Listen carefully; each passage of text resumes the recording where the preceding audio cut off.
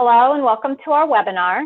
Our topic today is Frame It Right, Back to Basics for Big Buildings. My name is Karen Beebe. I'm the Western Region Manager for APA, the Engineered Wood Association's Field Services Division, and I will serve as moderator for the session. APA is a nonprofit trade association representing manufacturers of a variety of common structural engineered wood products. In addition to quality verification and product testing, APA conducts research to improve engineered wood products and the systems where they are used. We also educate users and the specifiers on the product's intended use and potential applications. Before we start today's webinar, I want to cover some housekeeping details. While we're bookending the discussion with our cameras on, we will turn those cameras off during the balance of the session to maximize the size of the slides on your screen. Warren's presentation will last about 50 minutes. I'd like to note that today's session is approved for AIA and ICC continuing education units. For AIA, ICC, and you can use that to self-report for other organizations.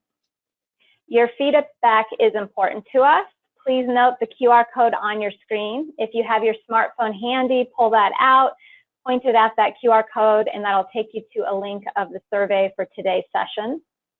It'll only take a few minutes to fill out, but it's very important to us, and you'll see this QR code a few times today.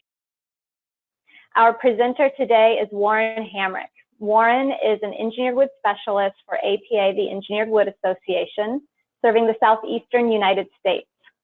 Warren consults with and conducts workshops for designers, code officials, and other building professionals on best practices for specification, selection, and application of engineered wood. I will now turn the microphone over to our speaker, Warren Hamrick. All right, thank you, Karen. So let's begin today by taking a quick look at our course description.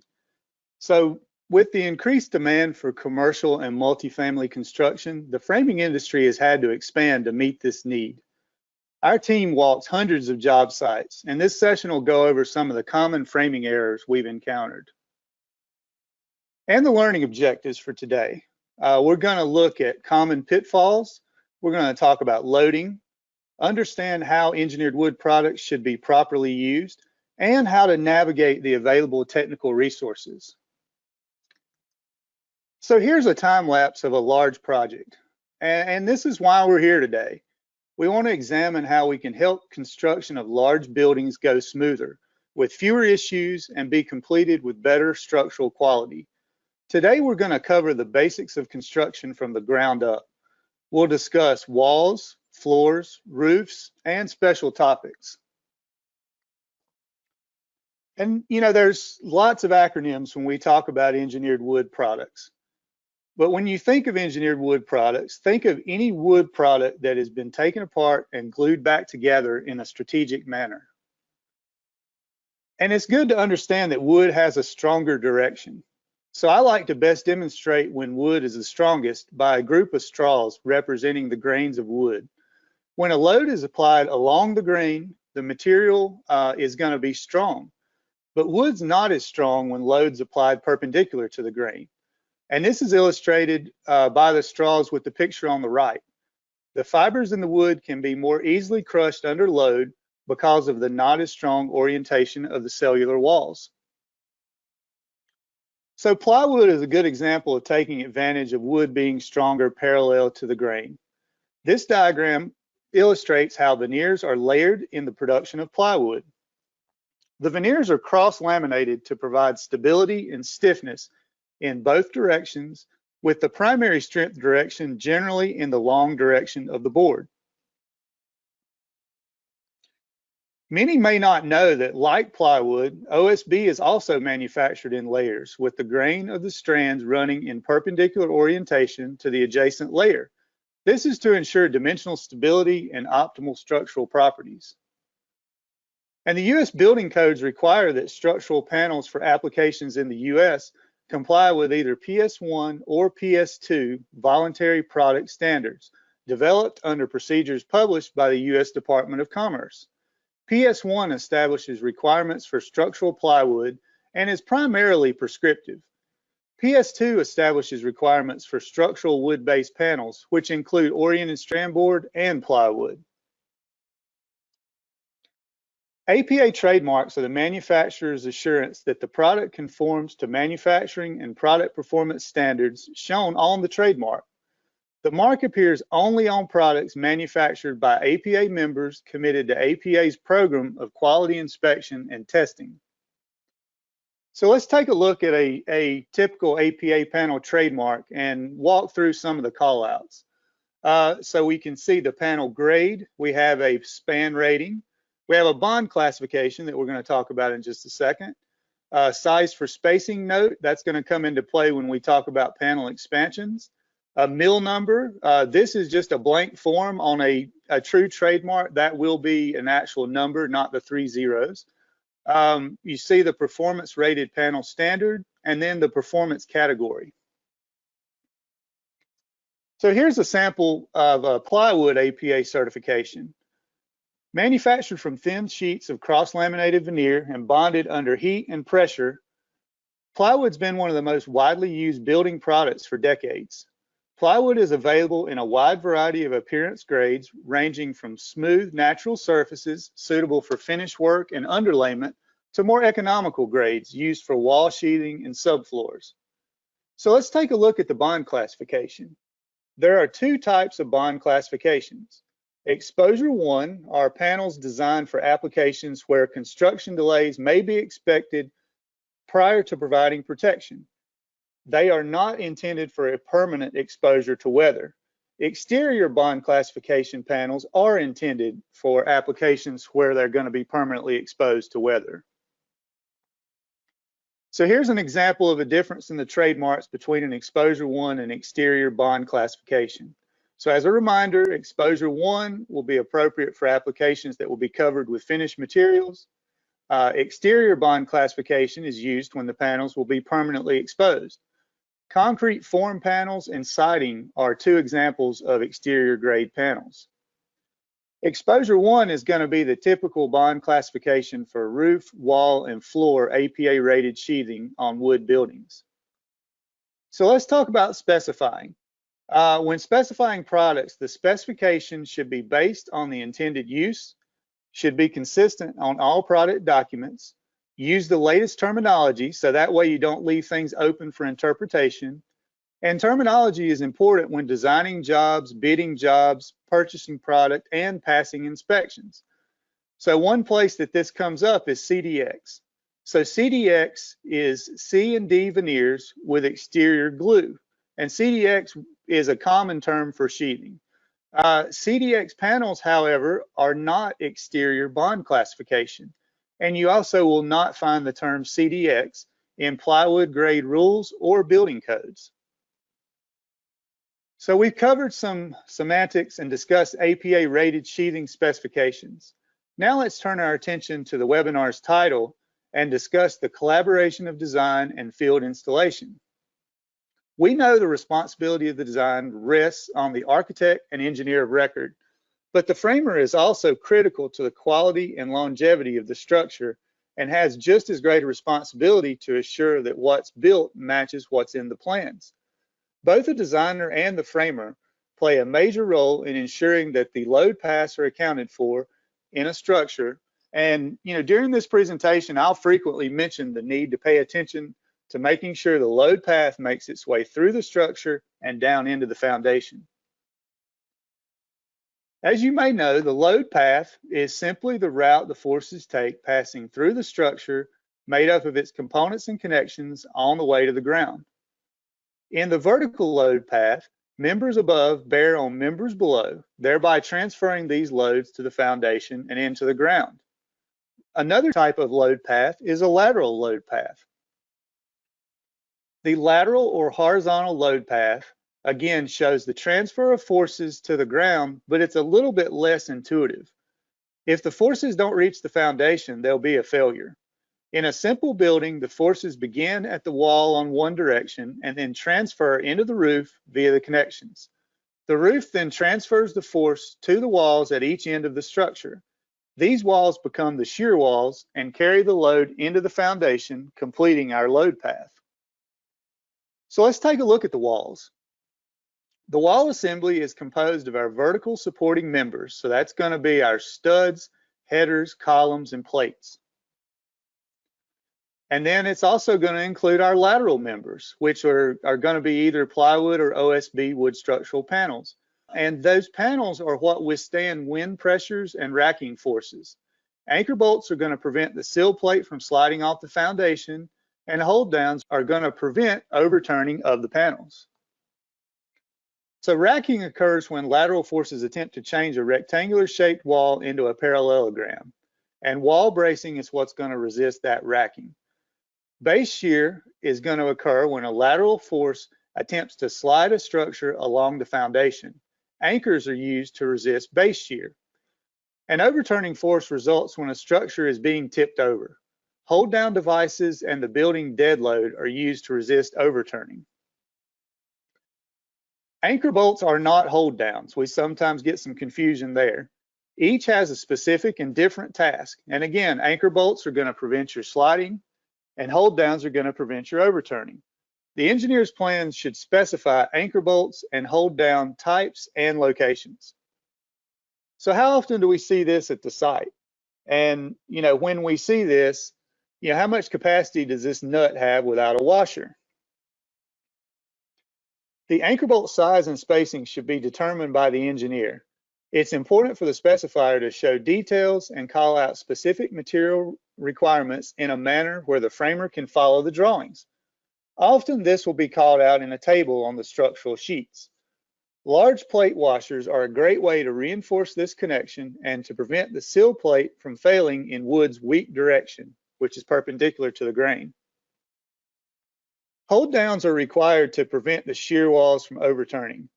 There are a variety of different types of hold downs and manufacturers, but the key is they tie the wall down to the foundation or to the wall below, engaging both the wall studs and sill plate, as shown on the left, or the studs and the rim board, as shown in the two pictures on the right.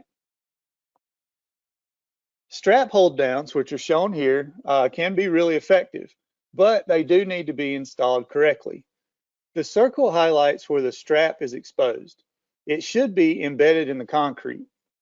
The strap on the far right is bent, and this was likely due to construction traffic. And that's a common challenge with strap hold downs, is preventing job site damage. Another construction error may be shown in this photograph. So what do we suppose happened here? If the bolt was not installed when the concrete was poured, the framer must install the anchor bolt after the fact with epoxy. And this can cause a loss of time, as an additional special inspection may be required, and more material, which can increase the cost of construction. So thinking about the load path on the structure, we can see in this photo a condition where there are 3 studs supporting a beam above that are supported by a plated floor truss alone. I question if this load path is adequate or if there should be more support in the floor cavity to transfer the load above. Also in this photo, on the right, we can see where the stud is buckled, possibly because of too much load. Again, the wood structural panels are there to keep the walls square and to prevent racking. The more sheathing on the walls, the greater the building's ability to resist wind and earthquake.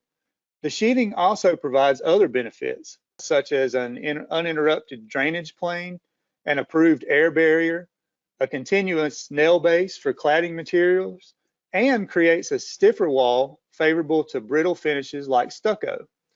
So what are the panel installation recommendations? The wall sheathing grade, thickness, and fastening should be called out on the plans. As a minimum, IBC requires that the panels be fastened at the perimeter with 8-penny common nails at 6 inches on center and 12 inches on center at the intermediate supports. But note, tighter nail spacing may be specified for shear wall applications. So let's review some basics. Wood structural panels can be either plywood or OSB. The two are going to be interchangeable, providing you install the correct grade and thickness. The trademark is stamped on each panel as shown in this example. Here you can see the panel grade is rated sheathing. This grade of panel is most common. For some applications, you may find structural 1 panels are specified. We'll talk about that more in just a moment. The thickness category in this case is 15/32. Finally, the panels can be installed either horizontally, as shown on the left side of the wall, or vertically, as shown on the right. Panels are typically 8 to 10 feet in length, the same as most wall heights, so many framers prefer to install the panels vertically. Also, if you do install the panels horizontally, you'll need to provide blocking along the unsupported edge as shown here for shear wall applications. Typically, you may find 3 different types of shear walls used in non-residential wood construction. The first option is a segmented shear wall, as shown in this photo and the diagram on the right. Each segment will have 2 hold downs. Another type of shear wall design is a perforated shear wall, and they use sheathing on the entire wall as shown here. A key benefit is that the hold downs are only required at the beginning and the end of the wall, reducing the number of required hold downs. A third shear wall design option is called force transfer around openings, which is abbreviated FTAO. This design method also uses sheathing on the entire wall and requires hold downs at just the beginning and the end of the wall. The straps, as shown in the photo, transfer forces around the opening, as the name implies. FTAO sometimes has a benefit over segmented and perforated designs because you can have a narrower panel leg on the side of the openings. And APA has a free calculator and training available to make this design easier to provide. This is APA Technical Note T555, and it provides a detailed design example of the FTAO shear wall with 2 window openings. And as a companion to that technical note, APA has developed an Excel-based force transfer around openings calculator. The calculator is a tool for engineers to use for analyzing shear walls with up to 3 openings and is based on the design methodology developed by Diekman. As mentioned previously, for some applications, you may find structural 1 sheathing specified. So what is structural 1 rated sheathing? The engineer of record may specify structural 1 panels when increased shear wall or diaphragm capacities are needed. The advantages of structural 1 sheathing over standard rated sheathing panels of the same performance category are realized in certain specialized engineered applications. These applications include engineered shear walls and engineered horizontal diaphragms. Specialized construction situations requiring the installation of roof sheathing panels with the strength axis parallel to the supporting structure also benefit from the use of structural 1 sheathing. However, structural 1 is of no additional benefit for other traditional construction applications, and structural 1 is available in both plywood and OSB. So how do we nail into the framing when tight nail spacing is specified? Sometimes shear wall requirements can call for fasteners to be staggered, as shown here. And this picture illustrates why staggering is recommended. When fasteners are aligned too close to one another, the nails can begin to pry the wood apart, and this is going to cause splitting. Minimal staggering, as shown on the right, helps prevent this splitting from occurring. As we progress down the wall, the next area of concern is transferring the uplift forces from the walls above to the walls below and ultimately to the foundation. Now, there are several ways to accomplish this using wood structural panels. We can use the panels for combined shear and uplift to transfer these forces by butting the wall sheathing over the rim board or by spanning the wall sheathing past the floor cavity. We also can use straps to transfer the uplift forces in conjunction with proper connections to transfer the lateral loads. For additional design guidance, you can see APA Technical Note E510 and our system report SR101.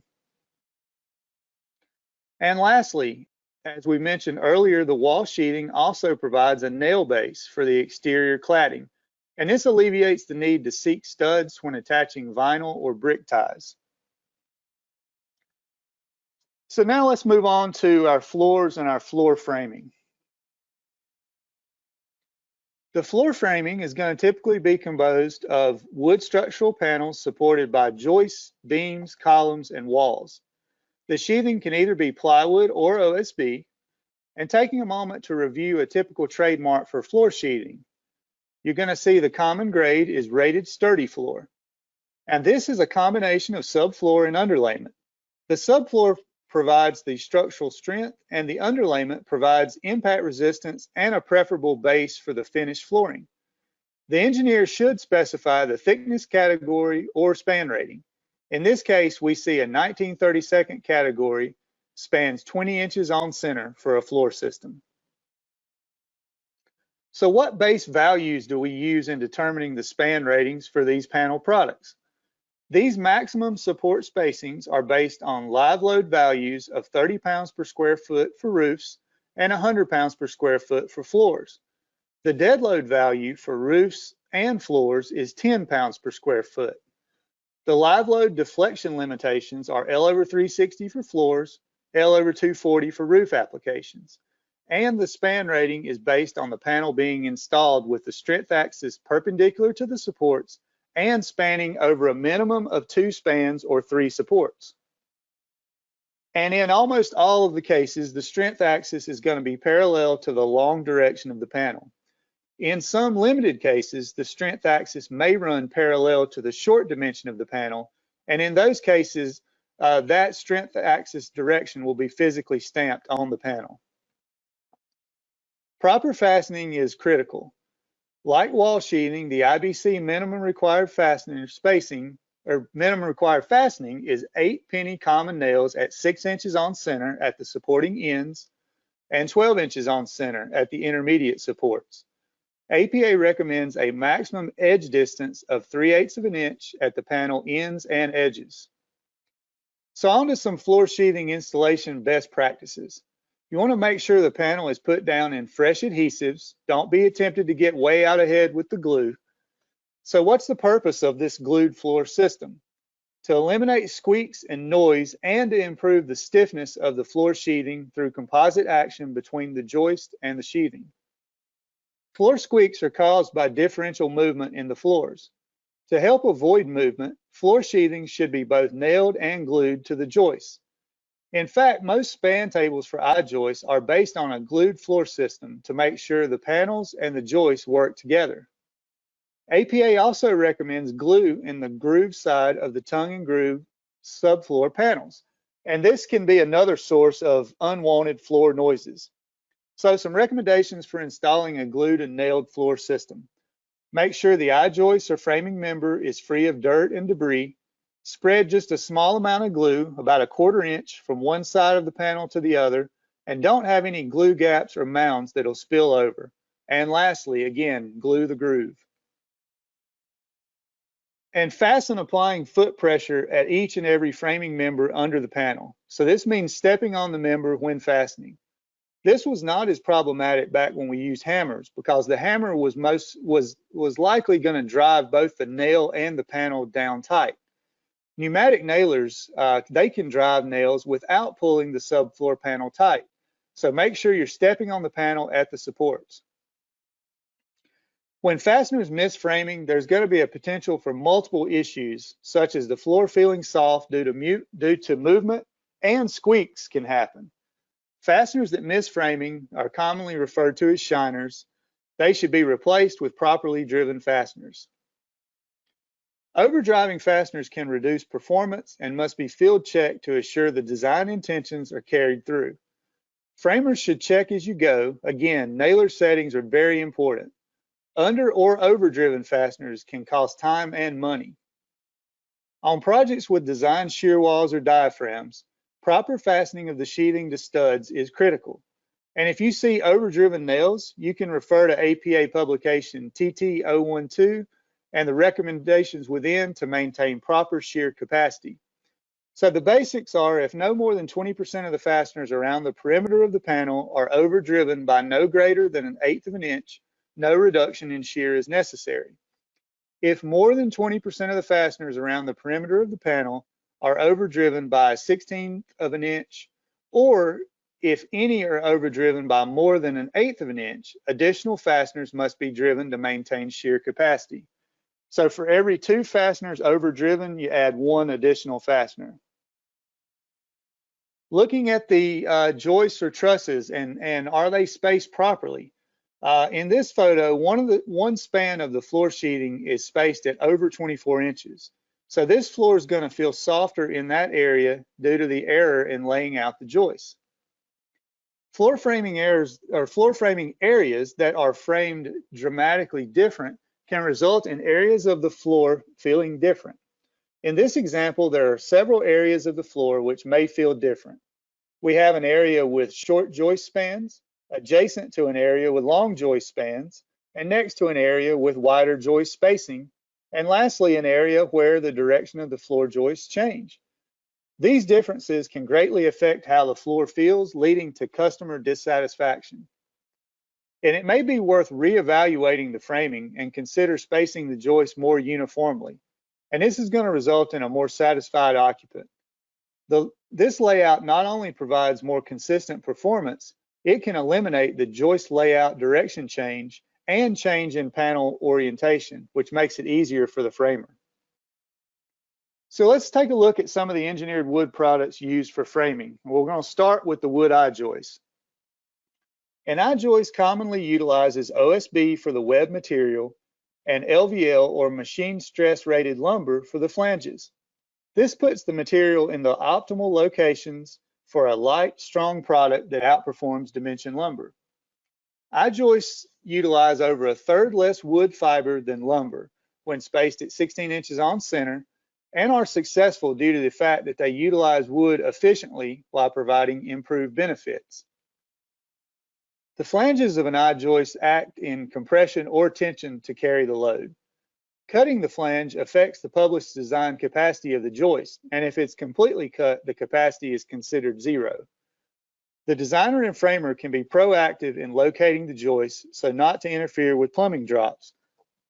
Because let's be honest, the toilet's going to go where it needs to go, and we can't really blame the plumber.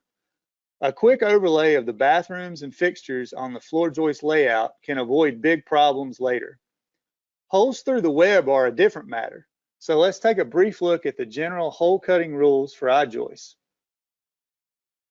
The web of the I-joist carries the shear forces through the member. For a uniformly loaded joist, shear forces are typically greatest near the bearing and decrease as we move away towards the center of the member.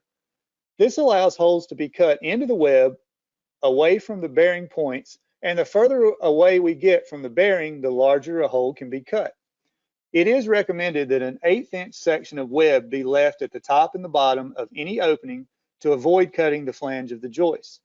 Now remember, this is general guidance for a uniformly loaded joist. You can contact your I-Joist manufacturer or utilize manufacturer-specific software for a more precise analysis. When cutting multiple holes in I-Joist, there are a couple of things to consider. So first, the spacing between the holes should be a minimum of twice the size of the larger hole.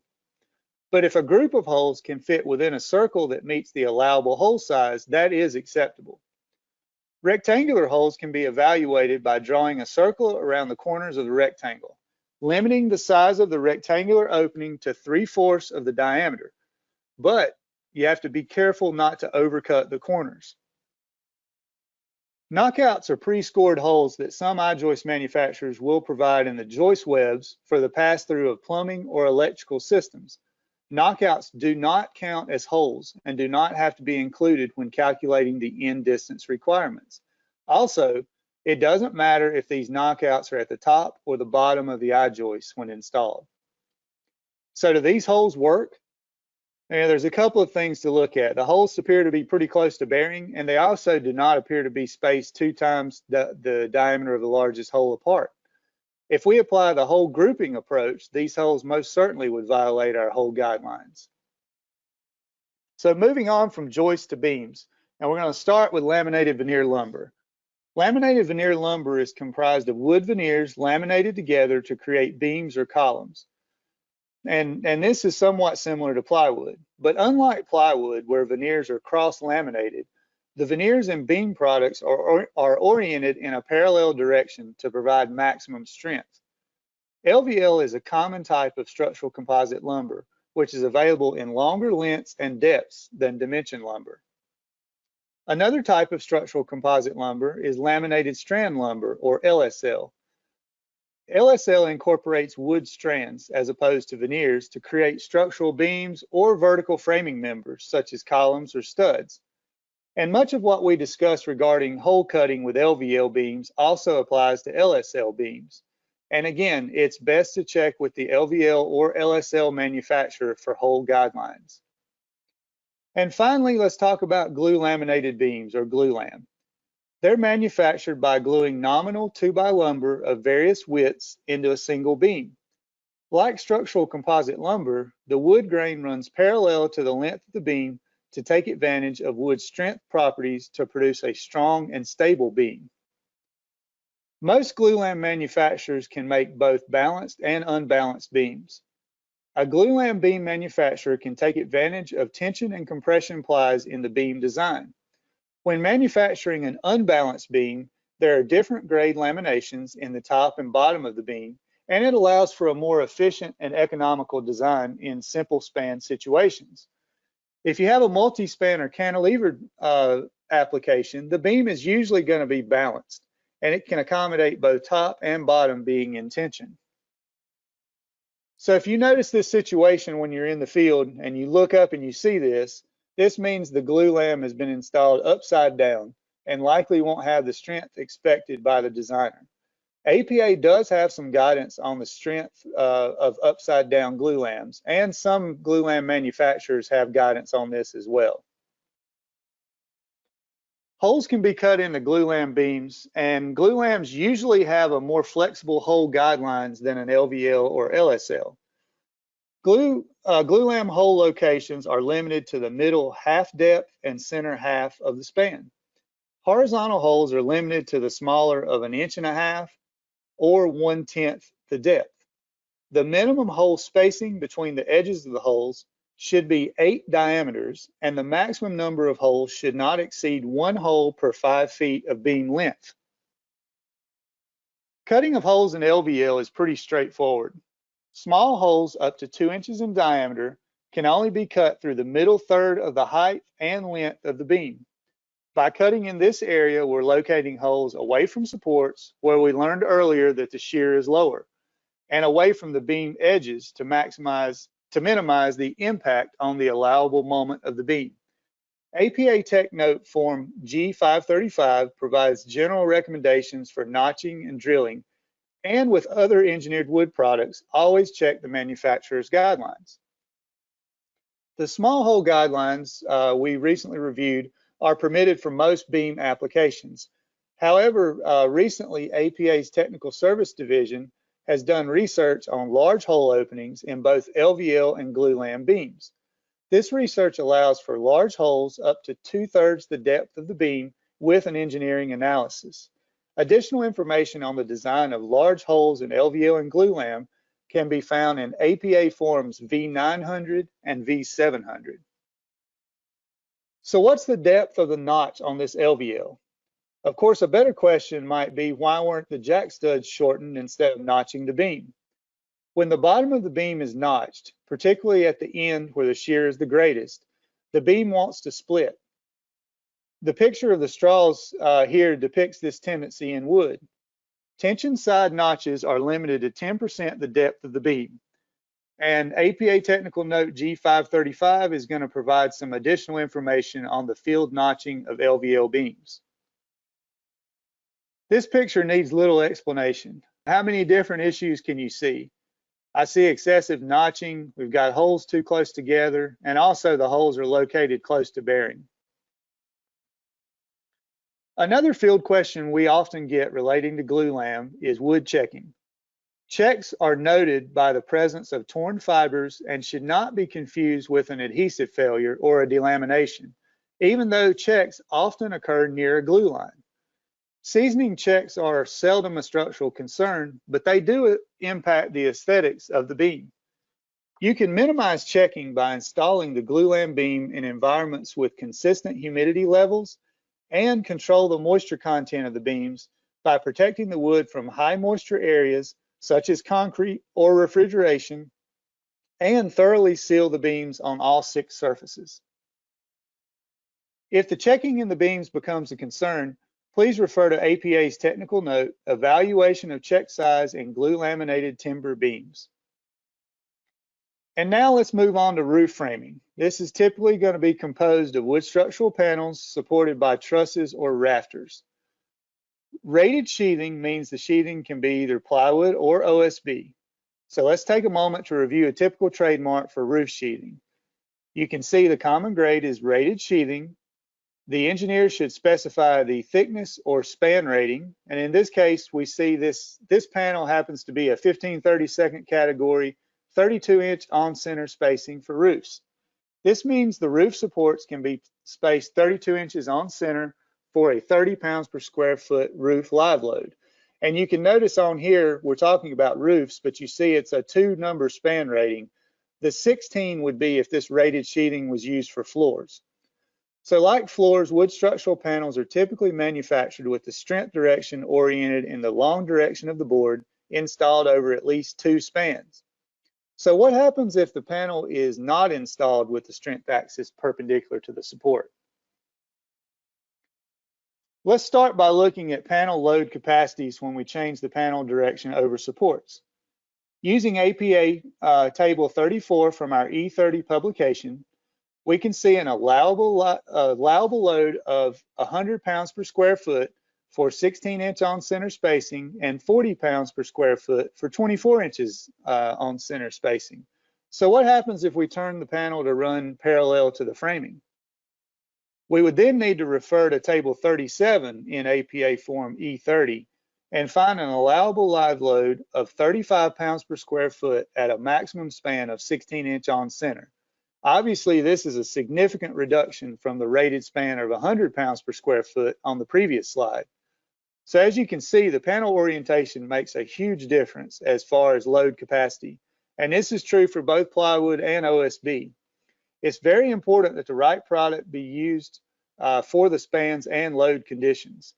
And this is why learning what the APA trademark means is important for those who specify and install the products. Moving down from the sheathing, let's take a look at the top plates. Concentrating on the rafter to top plate connection, when APA observed tornado damage in Missouri, large sections of roofs were found blown off of homes in several locations. And as you can see in this photo, those rafters were attached to the walls with only toenails. This connection was not sufficient to resist uplift forces and failure occurred. Toenails may be accepted in the code, but let's consider the load path and how effective this connection actually is. It's important to understand that toenails only resist loads in certain directions and thus are not recommended when the load application can be from several directions as shown. In this case, a 3D connector, aka a hurricane clip, are a very important construction component. They provide the connection between the wall and the rafter or truss. These clips should be installed per the manufacturer's recommendations as specified by the engineer of records. Some hardware manufacturers allow the clip to be installed on the inside face of the wall, but here is the FEMA and APA recommended method of hurricane clip installation. This detail shows the hardware in line with the panel, utilizing the connection of the panel to the wall studs and plate to provide a continuous load path. And in the opposite direction of the trusses at the perimeter walls, we have gable ends. So how will the roof load get down to the wall below? Wood structural panel sheathing over the gables is a great way to create a continuous load path. Note the bracing and strapping tying the gable back to the structure. An option for bracing gable end walls is shown here. And this is a detail from APA's Building for High Wind Resilience publication. In this option, the hinge connection is braced back to 3 interior trusses using 2x4s and metal strapping. Although this is not directly tying the studs to the floor or roof sheathing, this detail has been determined by APA to provide sufficient support for the hinge joint in this situation. And this is where everybody can see the workmanship from the road. This picture shows an exampling of buckling and/or poor framing alignment. And here's an example of poor framing alignment. And you know, your shingles are never going to cover this up. The sheathing is going to follow the framing, so alignment is very important. And if you can't tell, this is a view looking down the ridge line of a roof section. The rafter peaks are out of alignment by over an inch, and this is going to make the roof deck look wavy. Narrow roof panels can also become a concern. So panels 24-inch or wider should be used whenever possible. However, there may be instances where panels less than 24 inches in width occur in roof construction, such as at the roof ridges or valleys. In these situations, APA recommends additional edge support. So for panels between 16 and 24 inches wide, we recommend the use of 2 H-clips or 2x4 blocking at the lower edge. For panels 12 inches to 16 inches, it's recommended to support the lower edge with blocking. And if you have a situation where panels are less than 12 inches in width, they must be supported with blocking at both the upper and lower edges. For more information about narrow width roof sheathing, refer to the APA document titled Panel Edge Support for Narrow Width Roof Sheathing. In this picture, we're looking up at the roof decking from inside the attic. Notice how the sheathing panels are installed on each side of the roof's ridge. So there's a couple of areas you should be concerned with. So first of all, the sheathing on the left of the ridge is oriented with the weak direction running parallel between the supports. And you can notice this by looking at the grain. If misorientation of the panel occurs, blocking should be added to the unsupported edges. Secondly, the panels on each side of the ridge may be too narrow. Roof sheathing ripped less than 24 inches in width needs to have one or both of the edges supported, as we just covered. So now let's shift our focus to some special topics centered around on-site moisture management and shrinkage. This is a common occurrence in construction sites. APA panels are designed to withstand the level of moisture expected during active construction. We do encourage the removal of any precipitation as soon as possible, as cosmetic changes or even fungal growth may occur when the surface of the panels are left exposed for extended periods. And note that the bond classification of the panel does not relate to the fungal decay resistance of the panel. Structural panels are manufactured at a relatively low moisture content. The first time they're entirely exposed to moisture is when they're installed. As the moisture content in the panels increase, they are going to expand in length and width. In order to keep the panels in the flat plane of the system where they've been installed, it's necessary to space the panels at both ends and edge joints by a minimum of 1/8 of an inch. And many panels are going to be sized at the mill to accommodate this spacing and to allow the panels to be installed without requiring the framer to trim the panels. However, you may have panels that have acclimated and grown. So if the panel measures a full 48-inch width or 96-inch length, we do recommend they still be installed with the 1/8 inch gap all the way around the panel. APA Form F505 is an excellent resource about frequent questions we get on plywood and OSB performance. Topics in this document include delamination, buckling, warping, flaking, etc. So starting at the bottom, how's the grading at our foundation? If there isn't sufficient clearance to the wood portion of the structure, issues may arise as time passes. IBC requires the clearance between the wood siding and earth be not less than 6 inches or less than 2 inches from horizontal concrete exposed to weather or be preservative treated. IBC code also mandates a 6-inch slope in the first 10 feet away from the structure. So unless a product is rated for concrete contact, sidings, panels, and other finishes should not be in direct contact with the slab or foundation. A capillary break ensures that moisture does not wick into the products above. And here's what can go wrong when untreated wood rests on concrete. An example of capillary action where the OSB is touching the foundation below. There should be a gap or flashing between the panel and concrete.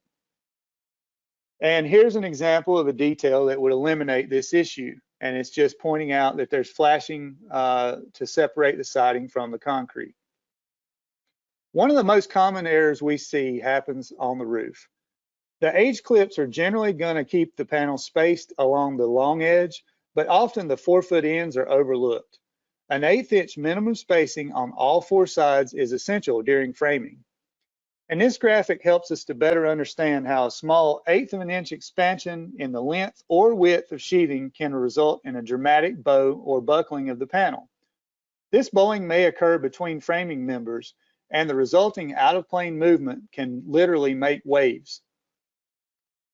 APA recommends that wood structural panels, whether plywood or OSB, for floors, walls, or roofs, be installed with an 1/8 inch space around the perimeter. And if not, you run the risk of buckling, as shown in the roof and wall sheathing here.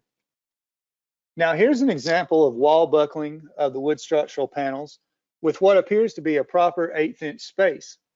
You can see that there's significant buckling and also appears to be adequate gapping, adequate gapping between the panels. So what happened in this case? In this case, tight nailing. Tight nailing can be an issue, as this nailing may prevent the panel from expanding even if properly gapped. APA has specific recommendations when using wood structural panels in special situations and identifies increased risks for buckling. So these situations are when sheathing panels have their structural axis parallel to framing, when the required edge nailing is 4 inches on center or closer. This is where the closer fastener spacing can restrict the expansion of the panels, and where panels will be exposed to high level of moisture. So you can refer to APA Technical Note D481 for these type of high-risk applications. Letting the panels get acclimated before installation and fastening takes some effort. Straight from the bundle to the wall may result in movement as the panels reach their equilibrium moisture content. Again, panels are produced at a very low moisture content. When installed on a job site with high humidity and exposure to precipitation, that's going to result in an increased panel moisture content and panel growth. And you can definitely see an 1/8 of an inch plus dimensional change in the panel. So here's some recommendations to reduce the risk of panel buckling. Panels can be conditioned by separating the individual panels from the banded units so that air can move around them prior to installation. Another way is to condition the panels in place. So to do this, you attach the panels to the framing by tack nailing with a 12 or 24 inch spacing and an 1/8 inch gap between the panels. After the panels are acclimated, the final specified nailing can be completed. Just as a reminder, fasteners should also be only 3/8 of an inch from the panel edges. And these recommendations we know add some upfront labor, but they may reduce problems later in the project. Another moisture-related issue is mold. This was more than just improper ventilation. In this case, there was also warm, moist air from the building interior being dumped into the attic space. This can be an issue during construction as well as after the building is complete. So we've talked about the natural expansion of the panels with an increase in moisture content. When that's multiplied many times over on a structure like this, that expansion can literally move walls out of plumb and cause major headaches. So this is our detail for a temporary floor expansion joint used in the framing stage on buildings which are over 80 feet in length. And this is from APA Technical Note U425. So if you've ever been on a project where the walls have been pushed out due to expansion, this detail makes a lot of sense. After the building is dried in, you can nail the floor deck and fill the expansion joint with a wood strip or non-shrink grout. And remember to leave the 1/8 inch space at the panel ends and edges. And here's the detail for roof framing on a large building. This is where roof sheathing is omitted in each course. The fill-in panels can be installed as the roofing is applied. And remember, if you do this detail, you need to laterally brace the roof framing in the temporary roof openings and use protective barricades around the open areas for fall protection. Wood frame buildings are very economical to construct and can be very durable. In buildings designed to 3, 4, or 5 stories, the effect of cumulative shrinkage can affect the building envelope, especially the exterior cladding. And even the driest wood can change shape due to moisture, no matter what you do to it. But you can learn what to expect. So wood's going to shrink perpendicular to the grain. This shrinkage or expansion is directly proportional to changes in moisture content. Framing with wet materials, then closing in and conditioning the space may create issues with shrinkage as the structure dries out. This shrinkage must be accounted for in structures over 2 stories. In a wood frame structure, shrinkage occurs primarily in the horizontal members, such as wall plates and dimension lumber floor joists. Note that engineered wood I-Joists have less shrinkage than dimension lumber due to the composition of the fabricated product and being manufactured to low moisture content. When a wood frame structure is combined with a brick veneer, a concrete block elevator shaft, stair towers, or a steel frame, the cumulative effects of differential movement in a multi-story building must be accounted for. So here are a few tips with regards to minimizing the effect of shrinkage. First tip is to keep the materials as dry as possible. Store materials properly and keep covers on units. Store the units up off the ground and out of the mud. Load the floors as soon as possible. This weight helps in compressing the frame as it acclimates. Accommodations need to be made for plumbing and other mechanical systems as the structure may shrink and settle, putting pressure on plumbing pipes, electrical components, and other installed mechanicals. Designers must take possible shrinkage into consideration when specifying dissimilar materials in a structural system. And lastly, additional information on accommodating shrinkage in multi-story wood frame structures can be found on the Woodworks website. So I'm going to conclude today by talking about construction fire prevention and the Construction Fire Safety Coalition. The mission of the coalition is to educate the public and private sector organizations on how to reduce the frequency and severity of fires during construction. And we want to create a collaborative multi-stakeholder coalition dedicated to reducing occurrences of fires in buildings under construction, alteration, or demolition. The charter members include many familiar names to today's attendees. They include the ICC, the National Association of Home Builders, and our Wood Partner Association, the American Wood Council. A full list of charter members and partners, which includes APA, are listed on their website, constructionfiresafety.org, where you can also find information on joining the coalition. And on that site, there is a full 90-minute free training on construction fire prevention. But I'm going to share just a few basics with you. First, we want to identify the risks and hazards at the job site. Smoking, uncontained trash, and awareness of weather patterns are 3 keys to the mitigation of fire starting. Second, who's at risk at your site? There are examples of checklists available at constructionfiresafety.org, but just think about who will be on the job. What's their exposure to fire, and can they safely evacuate? Third, what can you do to reduce the risks identified in steps 1 and 2? Fourth, we want to record, plan, and train. Based on step 3, you can record your findings and plan a way to remove or reduce the risk and train your workers. Example plans are found at constructionfiresafety.org. Lastly, your plans need to be dynamic. Construction site conditions change both, daily, and they change even hourly.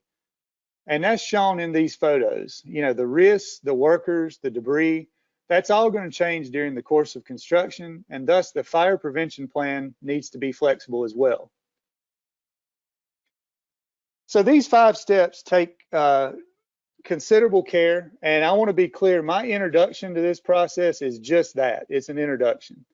Please consider taking advantage of the free resources at constructionfiresafety.org.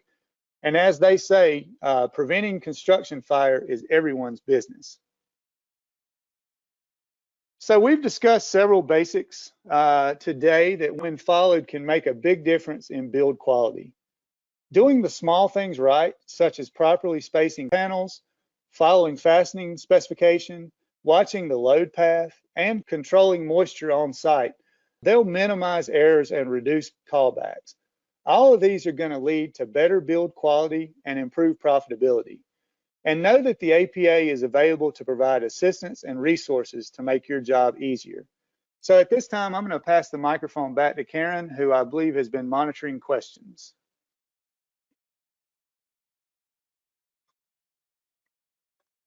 Thank you, Warren. I have been scrambling to answer as many questions as I could, as quickly as I could, and we had another colleague of ours along for the ride. So we have more questions for you.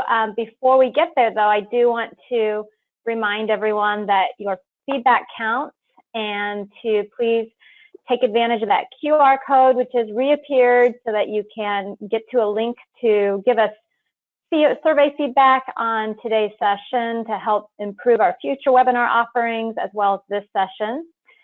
And it only takes a minute to fill it out, so please do. So for some questions today, I was scrambling to scratch a few notes down here. Let's see, we have one on OSB. When OSB is used as wall and roof sheathing, how long can it be exposed? So that's a really good question. That's probably one of the most common questions that we get, and it's a difficult question to answer. So we'll start out by saying that most sheathing products are going to be exposure 1 bond classification. So we need to start there. And what this means is, as we went over earlier, the panels are okay to be exposed during a normal construction timeline. And what's challenging to answer this is panels exposed in Phoenix at the same length of time as panels exposed in Seattle. You know, that's different levels of moisture that's going to be introduced to the panels. So the way we answer that is it's okay for exposure 1 panels to get wet during normal construction. What is important with that, your panels, when they get wet, it's important to let them dry out before they're covered up. It's also very important to make sure they're dried out before they're loaded. And drywall carts are probably the #1 culprit. If you roll a heavy drywall cart across a wet panel, you can damage the fibers, and then you will have soft spots that are going to need to be repaired or replaced. Thanks, Warren. I know that's not a quick answer, or not a question that you could answer quickly. A lot of that comes down to a lot of variables as you're talking about where you're building, what kind of application it's in. So thanks for some thoughts on that. Another one related with panels and exposure potentially. So if the panels need to be spaced 1/8 of an inch, do we have to trim the panels in the field? So generally not. Most panels are going to be marked size for spacing. However, we do recommend you maintain that 1/8 of an inch. So, you know, if the panel has been allowed to acclimate before it's put up, there's a chance it could have already grown. We would still recommend you have that 1/8 of an inch. So that's another one where it's not exactly a direct answer. You know, likely you're going to be able to have that 1/8 inch space without trimming, but it is a critical thing to have that space. So if you don't have it, you know, it's worth it to trim the panel. It's a little bit of upfront labor that can save you a lot of costs down the road. Thanks, Warren. I'm looking at our clock and we're out of time, but I still want to give you at least one more question, and there are other panel questions, but to switch it up, I want to switch over to another question having to do with multiple LVLs or multiply LVLs. So what is the fastener recommendations when installing multiple LVLs? Yeah, that's going to, we would recommend you go to the actual manufacturer for their fastening recommendations. That's a really good question because it's two things. It's very common to have multiply LVL, and it's also pretty common to not have them fastened per the manufacturer's recommendations. So what can happen if they're not, the engineer of record is assuming that those multiply members is acting as a single member in their design. If they're not fastened per manufacturer's recommendation, they can move independently and you're not getting what the engineer was looking for. So again, go by the manufacturer's recommendations for fastening. Thanks, Warren. As I noted, there are still questions coming in as we're talking. Thankfully, we'll be collecting those questions and we'll distribute them to our field staff. So someone will get back to you with an answer to your question soon. Before we conclude, I do want to touch on a few additional things. Make sure that you are signed up to receive our APA update newsletter. so that you'll be notified of our future webinars and updates to our APA publications and standards. To receive it, all you need to do from our homepage is to click on Sign In the upper right-hand corner of the page. In the drop-down menu, you want to select Register, and then tell us what you'd like to sign up for. In this case, would be the APA Update newsletter. Lastly, APA has field staff located throughout the country. These talented individuals, like Warren, are available to assist design professionals, builders, and code officials. Their individual contact information can be found on our website, apawood.org. Please reach out and take advantage of this free resource. And don't forget to download your AIA or ICC Certificate of Completion. And with that, I'd like to thank you all for attending. Have a great day.